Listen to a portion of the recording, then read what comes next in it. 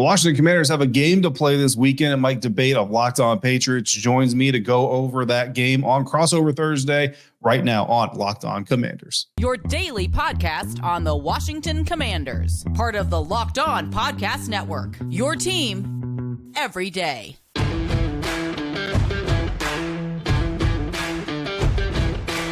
Welcome into this Crossover Thursday episode of Locked On Commanders, your daily podcast covering the Washington Commanders, part of the Locked On Podcast Network, your team every day. Thanks so much for making Locked On Commanders your first listen or view today and every day. And don't forget that you can subscribe for free on YouTube or wherever you're getting your podcast. And you can continue this conversation with me by becoming a Locked On Commanders Insider.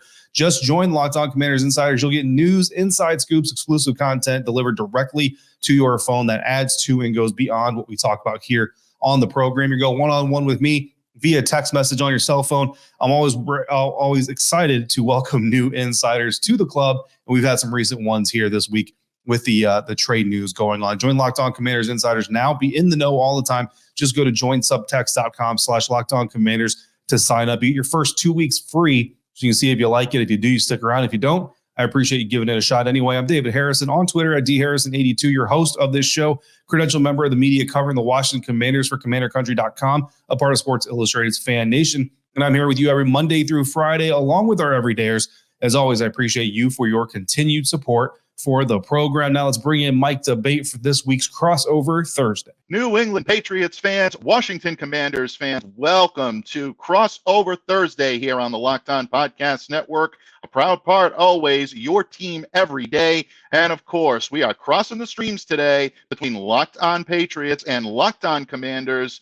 A 1 p.m. kickoff this Sunday from Gillette Stadium, and it's always going to be a lot of fun when these two teams hit the gridiron together, and it's always even more fun when I get to share the microphone with my good friend and colleague today, host of Locked On Commanders, David Harrison. Of course, David, I am Mike Debate, host of Locked On Patriots. We don't get a chance to do these Patriots Commanders crossovers all that much, but when we do, it's always a lot of fun, bud. Yeah, I think most of the time that we talk in recent years has been because of Tom Brady going to the Buccaneers and my other show, Locked On Bucs. So it's nice to talk to you. It's always nice to talk to you, but it's nice to talk to you with a little bit of non-Brady conversation, even though I just brought him up. So I guess that's dead in the water, but nice to talk to you anyway. Absolutely. Well, Patriots fans always love them some Tom Brady talk. So you definitely endeared yourself to our audience here on Locked On Patriots. And you know what? Commanders fans don't have, I don't think, that much animosity toward Tom. So we're probably dealing with a neutral crowd. But folks, it is Crossover Thursday. And today's Crossover Thursday episode brought to you by Prize Picks, the easiest and most exciting way to play daily fantasy sports. Go to prizepicks.com/LockedOnNFL and use the code, all lowercase, Locked On NFL for a first deposit match up to $100. And of course, David, once again, this is an intra-conference matchup, I should say. New England Patriots at 2-6, Washington Commanders at 3-5, two teams that are right now feeling the effects of a lot of things, whether it be personnel loss, whether it be struggles on the field. There's an awful lot going on with these two franchises, but the one thing that I think we can agree on is these two teams are looking toward the future, whether it be the immediate future or the not so immediate future. That's where these two teams are right now. For the benefit of my listeners on Locked On Patriots, you being the visiting team, what would you say is the biggest story coming out of DC right now when it comes to the Washington Commanders? Yeah, it's the trades of Chase Young and Montez Sweat, and you know the fallout that's going to happen around that, and obviously you've got a little bit of question about the long-term future of the franchise and whether or not this is a sign that Ron Rivera and his coaching staff are going to be dismissed at the end of the season or even earlier, depending on how the rest of the season goes. And then, of course, you got the short-term future, which is, I think, what Patriots fans are going to be more concerned about. So I'll stick to that part of the conversation, which is what is this defense going to look like now without arguably two of their four best defenders on the field anymore. And I think that's really the largest reaction here. And you know, we took this into the locker room on Wednesday when we got to speak to them, Mike, and we asked a lot of these players that, look, the national media, some fans of the Commanders, a lot of football fans that are just around the league are all looking at this as the franchise, new owner, new managing partner, senior owner, Josh Harris, and the ownership group, including Magic Johnson, basically waving the white flag on this season and punting and saying, okay, you know what, 2023 is a wash. Let's get ready for 2024. And to a player, you expect them to say, no, that's not what's happening. But not only did they say that's not what's happening, they said it with conviction, and they said it and some of them rolled their eyes and some of them looked at you steely eyed. Right. And you kind of had that mixture of responses, but being around these guys, Mike, and seeing them at practice, seeing them in the locker room, I don't think it's lip service. I don't think it's locker room talk. I don't think it's coach speak. This roster, this coaching staff, this team is coming out planning on being competitive every single week, every single weekend, and they come out planning to win every single game, including this one on the road in a very, very difficult place to win, which is Gillette Stadium. So while the story of Chase Young and Montez Sweat leaving is important, the spirit and emotion of this team coming and looking to win the game, I think, is more important to the Patriots, more important to Patriots fans, because they should absolutely expect a motivated and a hungry defense and a hungry Commanders team in general looking to break a 2-game losing streak. Yeah, without question. And I'm glad you brought that up because Bill Belichick, when we spoke to him on Wednesday morning, had something very similar to say in that even though Washington may have traded away a couple of very valuable players in the middle part of that defense, this is still a talented team from top to bottom. There's a lot of opportunity for them to score points on offense. Sam Howell has been much better than expected this year. He can ball out when given the opportunity. And the way the Patriots defense is reeling right now, there's a lot of, I would say, confidence that could be brewing with the Commanders right now because of the way that they could possibly attack that defense. And then, of course, offensively, Mac Jones has had his difficulty with pressure, albeit you take away two very big key components in the Commanders being able to put that pressure on him. Still, there are opportunities to be had, and the Patriots do have to rise above the loss of some very key members of this team, especially now on offense. And honestly, David, that's probably the biggest story coming out of New England right now is the loss of Kendrick Bourne. The Patriots Yeah. already reeling with the loss of Matthew Judon, already reeling from the loss of Christian Gonzalez, and now you put Kendrick Bourne on season-ending IR with a torn ACL. Kendrick had been their top receiver, 37 catches, 406 yards, 4 touchdowns. Those are good numbers. They're not world-breaking numbers, but what Kendrick brings to this team is something the Patriots are going to miss deeply. He is not only someone that can win his battles on the perimeter, he can win them in the slot. He really has the ability to take over his matchups on any alignment that they put him in. And the work ethic, the positivity that he brings to the locker room each and every day. You mentioned a hungry team, a team that's willing to go above and beyond and prove that they still have a lot of pride in that locker room. Kendrick Bourne was one of those guys that just exuded those qualities, even when the Patriots were staring at back-to-back losses to the Dallas Cowboys, 38-3, 34-0 to the New Orleans Saints at home. Kendrick Bourne was one of those guys that always remained positive and proved to the Patriots that they could still hang in games, and they pulled off a pretty big upset against Buffalo last week. So his loss is going to be huge. Who takes that step up? Is it the rookie Demario Douglas? He probably becomes your number one. Juju Smith-Schuster is going to be needed in a much bigger role out of the slot. Devontae Parker did not practice on Wednesday. He's in concussion protocol. From what I'm hearing from the team, I'd be very surprised, if not shocked, if he suits up for Sunday's game. So now the Patriots really suffering with those pass catchers. Farrell Brown was also out of practice on Wednesday with a back injury. That's notable because he's been their big chunk play machine. Patriots have got some stuff on offense, so this is definitely not going to be an easy matchup either way. Both of these teams coming in with their struggles, but a lot of pride to play for as well, my friend. Yeah, absolutely. And it's interesting because you talk about those absences, and I saw Devontae Parker still in concussion protocol, and like I said, I mean, if he's out Thursday, you can pretty much call it done that he's not going to be playing because of just the way you have to go through these phases of the protocol. But I look at Jalen Reagor, and I know he hasn't had the greatest career in the world, former Eagle, and it would just be a Commander's thing to do to have Jalen Reagor go off against this defense, and they have not done well against speed this season. So that would just be the most Commander's thing ever to happen this weekend. It's funny that you mentioned that because we did talk about Jalen yesterday, and I mentioned to a regular here on Locked On Patriots, my good friend Thomas Murphy, that it wouldn't shock me to see him provide more motion to the Patriots offense. Ultimately, the action on the field comes down to the matchups, and this matchup between the Patriots and the Commanders certainly has a tremendous amount of intriguing matchups. David and I are going to tell you exactly which ones are going to catch our shop eye on Sunday. Why root for your team on an empty stomach? Order on DoorDash and save on all of your football watch party favorites. All of your favorite restaurants and stores, from retail to grocery, are on the app, so you can shop everything you need to get game day ready. David, I don't know if it's going to be so popular down in the DC area, but to me, nothing says game day like a little New England clam chowder. Well, guess what? The best chowder in the business is Legal Seafoods, and they're available on DoorDash. You can have it delivered right to your door, right in time for game time. So act now, and you can get 50% off up to a $10 value when you spend $15 or more on your first order. And that's when you download the DoorDash app and enter the code LOCK23. So don't delay, do it today. And don't forget to use the code LOCK23 for 50% off up to a $10 value on your first order when you download the DoorDash app and spend $15 or more. Subject to change, terms apply. That's LOCKed23 for up to 50% off up to a $10 value on your first order with DoorDash.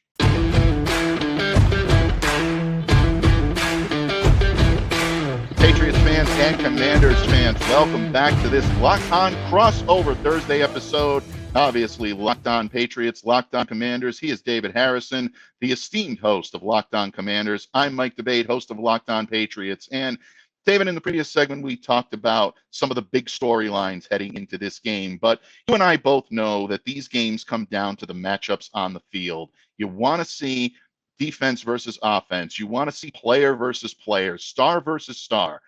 I know the Patriots are a little banged up with their stars right now, and I know that Washington just traded away a couple of theirs, but there are a lot of intriguing matchups in this. When these two teams take the field on Sunday, which matchups are going to be catching your sharp eye? Well, obviously, Jalen Reagor is going to be someone that I'm keeping an eye on, especially against that Commanders secondary. But, I think that if you're talking about the Washington Commanders and what's going to help them be successful, obviously, you got to start with a young quarterback, right? And you kind of mentioned it. Sam Howell doing a lot better than a lot of people did. And I think that's fair. Pretty much everybody on the DC beat spent most of the offseason, training camp, preseason, fielding questions from people. I even went on New Orleans radio, and the Commanders didn't even play the Saints, but I went on New Orleans radio and was asked if the Washington Commanders were really going to go with a second-year quarterback, fifth-round draft pick in Sam Howell. And outside of DC, everybody's surprised. Inside of DC, we're actually only surprised that he's thrown as many interceptions as he has. And to be honest with you, 4 of those interceptions came in one really bad game. So outside of that, he's actually been really efficient and really protective of the football, because this is the Sam Howell that we saw last season developing as a rookie quarterback. This is the Sam Howell we saw all training camp, and this is the Sam Howell that we expected to see here locally. And we're happy that everybody else is starting to catch up. But for Sam Howell, and it's something that he does realize, is as everybody starts to catch up, they also start taking more seriously. And as they start taking more seriously, things get a little bit more complicated. And he is expecting a lot to get thrown at him by Bill Belichick. This isn't a coach in Bill Belichick who's going to take any quarterback lightly. Rookie, not rookie, veteran, doesn't matter who you are. He's going to throw everything that he can at you to try to beat you, and he's going to take you seriously from Jump Street. So you got to look at this offensive line and the right tackle. The right tackle, Andrew Wiley, has arguably been the weakest spot of this offensive line outside of center Nick Gates, who was benched last week in favor of Tyler Larson. Now, with Tyler Larson installed in the offensive line, also left guard Chris Paul for injured left guard Sadiq Charles, they did better against the Philadelphia Eagles. Part of that was blocking. Part of that was Sam Howell getting better at pre-snap reads, getting better at being more decisive and getting the ball out quick, and understanding that it's okay and even admirable and more effective to prioritize the check down and the short routes versus always trying to take the shots and kind of a jab, hook type of situation, right? Set up the deep ball with the short ball, and it worked beautifully against the Philadelphia Eagles. So the question is, and the question with all young quarterbacks, right, is can Sam Howell now do that consistently? And not only that, but can the offensive line do it consistently? So for me, the key matchup, I'm going to say matchup is the offensive line versus this Patriots defensive line. I know statistically speaking, they're not getting sacks as much as, obviously any defense would want to. But we've seen this Washington Commanders team go in against the worst sack team in the NFL 3 different times, and that team would come out and set a sack high or a season high for sacks. In fact, twice that team actually had more sacks in that one game than they had the entire season leading up to this point. Now we're deeper into the season, so that's unlikely to happen for the Patriots, but still the term get right game for teams looking to get more sacks out of their defense has been pretty accurate for the Washington Commanders, or going up against the Washington Commanders. So to me, that's where I'm starting this matchup. because Sam Howell against himself just isn't as sexy for Patriots fans. Absolutely. No, that's a good point to make. And I'm glad that you made that point about the sacks because right now, obviously, the loss of Matthew Judon clearly has hurt this team Yeah. when it comes to being able to rush the passer. Josh Uche has been banged up as well. He's been out with a foot injury the last couple of games. He was back out on the field on Wednesday. So we're looking toward possibly him suiting up this week. Obviously, a lot of people thought he might be on the trading block. Patriots kept him around for a reason. And if he can start to harness some of the abilities he had last year, where he compiled 11 and a half sacks, that's going to be something that I think Patriots fans will hold on to and realize why the Patriots held on to him. So that's a good point about pressure. I had a question for you on the opposite side of the ball when it comes to Washington's defense, because obviously now with Montez Sweat and Chase Young both playing for different teams now. Some of what they were able to do, that 25 sacks that the Washington Commanders had compiled, 6.5 from Sweat, 5 from Young. So that's a big Yeah. chunk of those sacks now taken away. You have to think that Washington's going to come into this game trying to use their secondary to confuse Mac Jones, because there have been opportunities where Mac will make a poor read, and we saw last week where Jalen Ramsey hopped I don't want to say baited him into it, but he took advantage of a very poor decision by Mac and a very poor throw and nearly took it back for the pick six. So Mhm. this gives opposing teams an opportunity to scout that. Now, I know that Washington's secondary right now has been really led by Kendall Fuller. Emmanuel Forbes has had his struggles as well. Benjamin St-Juste and, of course, Danny Johnson are going to be in that role as well. Is there any opportunity that you see from Commanders that leads you to believe that they can take advantage of Mac Jones, even if he's not under pressure, maybe force him into some bad throws and kind of force some turnovers there? Because that's been an Achilles heel of the Patriots.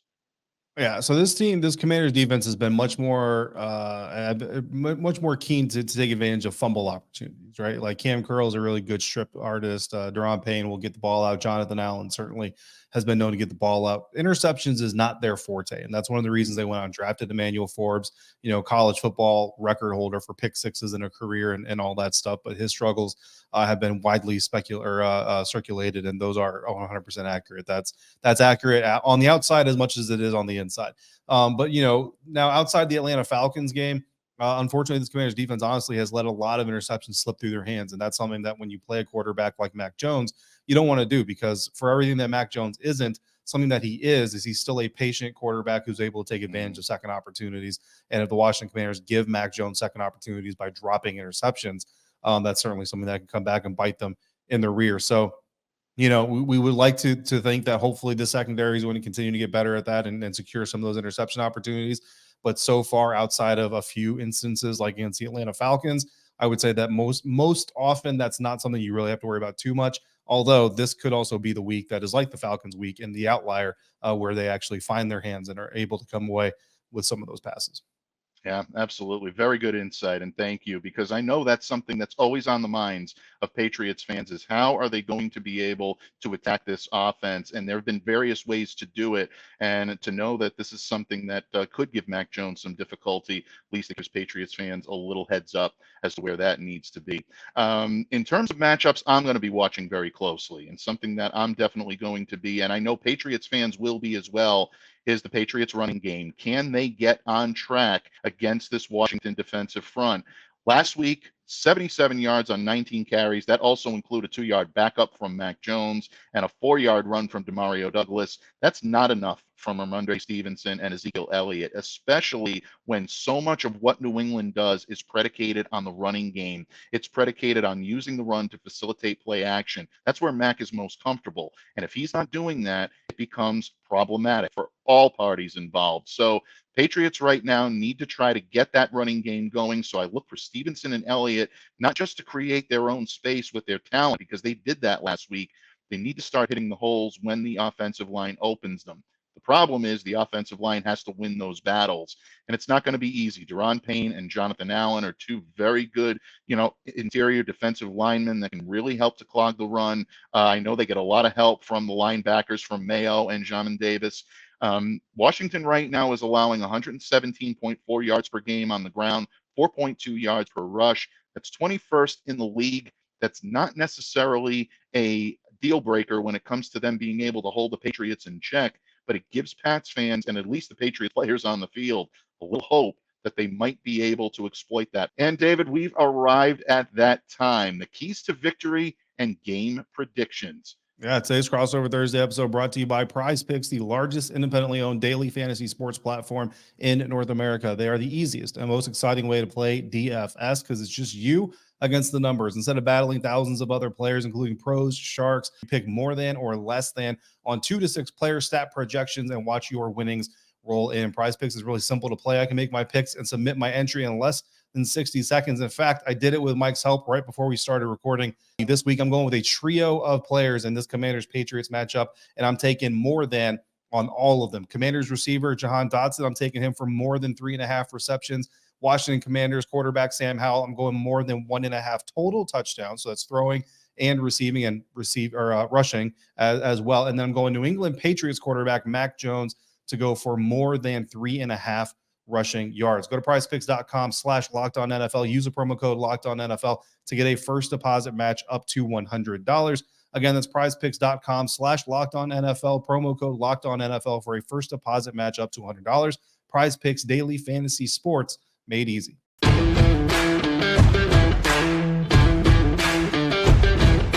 Well, Patriots fans and Commanders fans, it is that time here on Crossover Thursday. It is time to uncross the streams and to reveal exactly what is going to be put into the trap.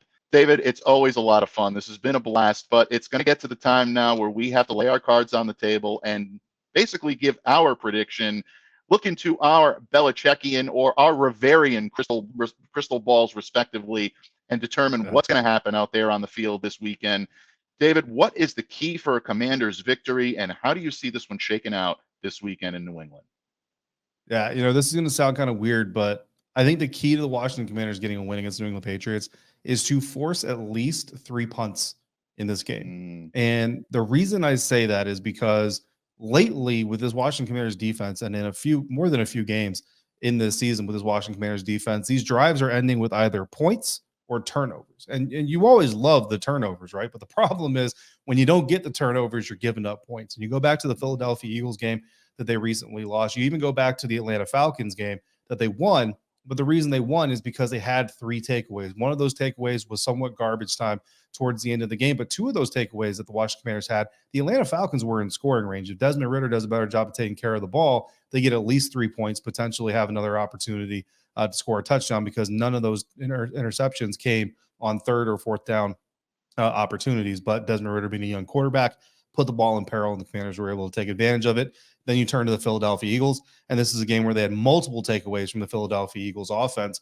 which usually spells the opportunity to have success, especially 2 takeaway fumbles inside their own 5-yard line. The problem is they also gave up nearly 40 points. So when you take the 40 points that they nearly gave up, plus the 2 takeaways inside their own 5, and you kind of see where I'm coming from, the Washington Commanders are not forcing a whole lot of punts recently in this season, and that's what they need to do against New England Patriots. Now, look, if they can supplant 3 of those punts with 3 extra takeaways, and we end up with 5 takeaways for the Washington Commanders defense, of course, I will humbly take that, and you're probably looking at a Washington Commanders win. But outside of the world where Mac Jones just gifts this Commanders defense 3 takeaways, they need to be able to stop the Patriots offense from doing things without the need of an interception or a fumble recovery, because that is the way you play most of your complementary football in the National Football League. When we talk about sustainable models, that's the sustainable model we need out of this Commanders defense. Yeah. Besides being good friends, folks, you can tell that we're like-minded because mine is essentially a mirror image of yours in terms of a key to a New England Patriots victory. Folks, if the Pats are going to win this game against the Commanders on Sunday, they need to muster better than 2 of 11 on 3rd and 4th down conversions. The Patriots converted only 1 of 9 third down conversion against the Miami Dolphins. That is not going to cut it, folks. Every time the Patriots lag in that area, they struggle. This is not a team that is built to come from behind. This is not a team that is built for 3rd and long situations. You have to keep defenses on their heels and keep your offense on the field, especially with a banged up defense right now. Everybody makes a whole lot of Matthew Judon and Christian Gonzalez being out. These are 2 major holes, but this team has also had to deal with the losses either temporarily or for the season of guys like Josh Uche has been out for a couple of games with a foot injury, as we spoke about earlier. Keon White has been out on concussion protocol. Marcus Jones, their punt returner and their slot corner, has been on injured reserve and will be for the remainder of the season with a torn shoulder labrum. So the Patriots have had to put together some makeshift lines and makeshift secondaries to be able to make things work. But the one thing that they've been able to do on defense is fill those holes pretty well with guys like Jabril Peppers. Kyle Duggar has had big moments. Christian Barmore is playing up to snuff now. This is what the Patriots need to do on offense to be able to take pressure off of what Mac Jones does. And you need your pass catchers to step up this week, folks. I look for Hunter Henry to be a focal point of what Mac Jones looks for in terms of getting him the football. He could be a weapon on third down. If Pharaoh Brown is healthy, he's also a guy that can get you some good yardage on fourth down, on third and fourth down as well. So keep a sharp eye on his health for the week. But ultimately, the Pats are going to need guys like Demario Douglas, like you said, Jalen Reagor, and maybe even a Kayshon Boutte sighting this weekend, folks. Can't guarantee it, but it would be nice to see the rookie get a little play out there on the field, especially if Devontae Parker is not able to go. For the Patriots, it's about next man up and moving the chains. If they can do that, they'll have a puncher's chance in this one. Well, David, it is that time now. We have kind of danced around the subject. We are right at game prediction time. Are you feeling a little lucky, my friend? Do you want to give a score prediction here for all of our listeners on Locked On Patriots and Locked On Commanders? Yeah, I don't mind giving score predictions. Commanders are now 3.5-point underdogs in this game. Yesterday, they were 3-point underdogs. So basically, the odds makers are giving the Pats another half point because of Chase Young and Montez Sweat being out. But I will tell you, walking around that locker room, Mike, this team has got a chip on their shoulder. They hear everybody saying this team's throwing in the flag or throwing in the towel, waving the white flag because they got rid of Chase Young and Montez Sweat. And they're taking it personally. Remember, this is, and not for you, but for anybody who needs that reminder, this is the ultimate team sport, right? This is two Absolutely. of 22 starters. There's still 20 other starters for that Washington Commanders team that are still around. And then you talk about the rotations of players. Really, you're talking about two of about 30 players that get significant action on a regular game day that are now no longer with the Washington Commanders. So there are 28 other guys on that roster, give or take, that are certainly taking this a little bit personally. And I expect them to come out and fight against the New England Patriots. I expect them to come out with a little bit of teeth, and that's really what this team has been missing, to be quite honest with you, is teeth. And I'm not saying this is an addition by subtraction in totality for the Washington Commanders, but for 1 week, it's kind of like firing your coach. For 1 week, you might see a little bit of a feistier Washington Commanders team than you're used to seeing, and that's bad news for the New England Patriots. I'm going to take the Washington Commanders in this one. I am going to take them 24-21. So I've got them with a 3-point victory. But going to be interesting. I can't deny that it's going to be interesting to see what this team looks like without Montez Sweat and Chase Young permanently, because we've seen it before. But now that it's permanent, see if there's a little bit of a difference there. Yeah, without question. And anybody thinking that the Washington Commanders are going to come in distraught, folks, no, this team is not going to come in distraught. They definitely have a good amount of talent on the defensive side of the ball, both in the secondary and in the defensive front. And anytime you're fielding an offense that includes Terry McLaurin, Curtis Samuel, if he's healthy and able to go, Jahan Dotson, and of course, Logan Thomas at the tight end position, Sam Howell has a good amount of weapons at his disposal, and he can use them if the Patriots defense sputters. I think the Patriots defense feels they have something to prove, especially after a subpar outing against the Miami Dolphins last week. They want to show that they're not only going to be stingy against the run, but that this team, this secondary, can defend against the pass. And J.C. Jackson's going to be playing with a little bit of a chip on his shoulder. And I think that means good things for guys like Jonathan Jones, who is a little banged up right now and could use some help in that secondary. Maybe Miles Bryant moves up, and Jack Jones as well, the X factor here in the secondary, guy who's finding his stride a little more each and every game he plays. He could be a significant factor as well. But ultimately, I think it's going to come down to whether or not the Patriots can take advantage of the changes in the Washington pass rush. I think if that offensive line can give Mac Jones just a few extra ticks on the clock, I think the Patriots are able to exploit that. I think they take this one by a final of 24-17. But ultimately, David, I agree with you. I think this is going to be interesting and a sneaky, exciting game in Foxborough on Sunday. Don't sleep on this one, folks. We hope that you were entertained today here on Locked On Patriots and Locked On Commanders. Always a blast when me and my good friend David Harrison are able to cross the streams here on the Locked On Podcast Network. I always say it each and every week. This is often imitated, folks, but it's never duplicated anywhere. The Locked On Crossover Thursday is something that is so valuable to this network. I'm always honored to be a part of it, and I know David is as well. So, Pats fans, reach out to David at dharrison82 on Twitter. Commanders fans, you can reach out to me at MDABATENFL, and we definitely hope you enjoy Sunday's game in Foxborough.